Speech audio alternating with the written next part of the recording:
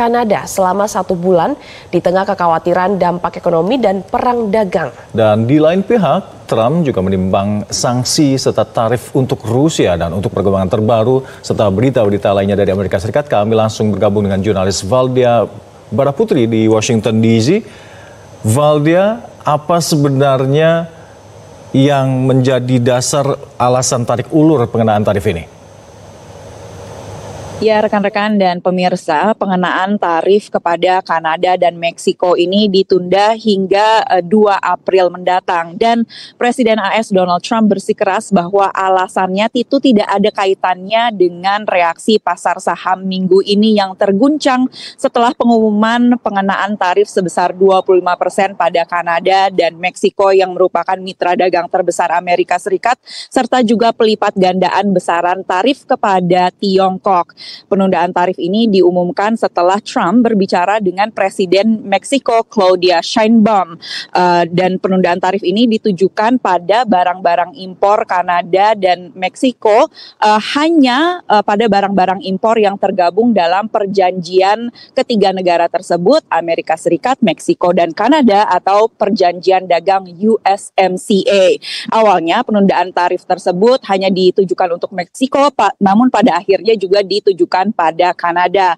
Baik secara langsung maupun lewat sosial medianya, Trump memuji dan mengatakan ia telah berdiskusi dengan baik dengan Presiden Meksiko dan juga mengatakan bahwa kedua negara ini akan bekerja sama untuk membatasi masuknya migran tanpa dokumen dan juga penyebaran narkoba khususnya fentanyl ke Amerika Serikat.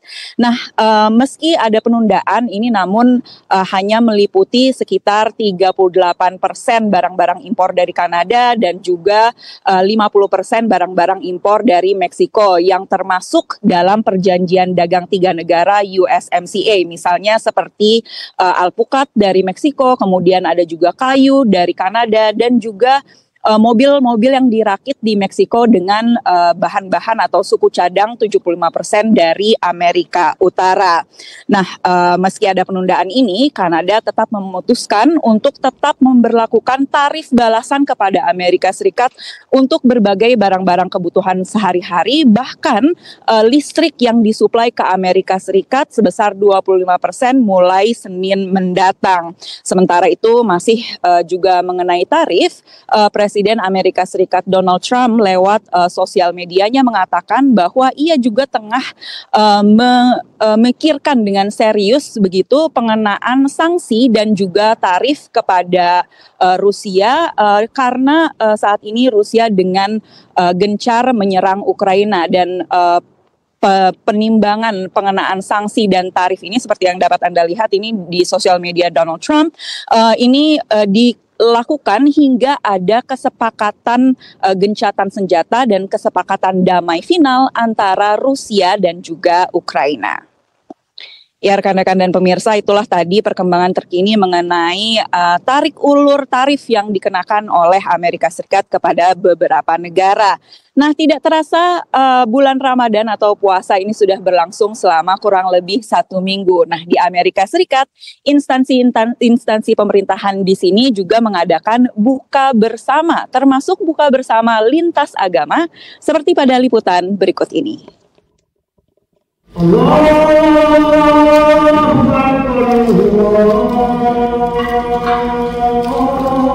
Azan berkumandang di dalam speaker Nancy Pelosi Caucus Room, salah satu ruangan di kompleks Gedung Kongres AS, mengiringi acara buka puasa Kongresional Amerika Serikat. Acara yang digelar The Muslim World League pada hari ketiga Ramadan ini dihadiri sekitar 125 para pembuat kebijakan dan pemimpin keagamaan di sejumlah instansi pemerintahan di ibu kota Amerika Serikat. We all share the same place and we want to live peacefully with one another. We cannot do this alone as Muslims, and grassroots level cannot do it without a leadership, a moral leadership. Faith leaders, they have this responsibility to guide and educate the grassroots and to educate people and to guide them towards peace. Lewat Kepala Kantor Urusan Keyakinan Gedung Putih, Presiden Donald Trump menyampaikan pentingnya hubungan antara umat beragama, tak hanya antara pemuka dan wakil rakyat. We are entering into a holy season. for most of the world's religious communities. Muslims, Jews, and Christians will commemorate Passover, Easter, and Ramadan. Billions will be praying to God, and billions will be searching their own hearts.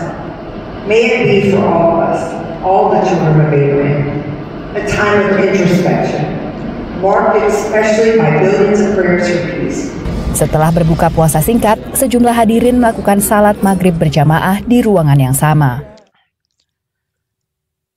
Rekan dan pemirsa, meski sudah terlihat ada acara-acara bukber begitu di sini, namun belum terlihat ada arus mudik seperti di Indonesia.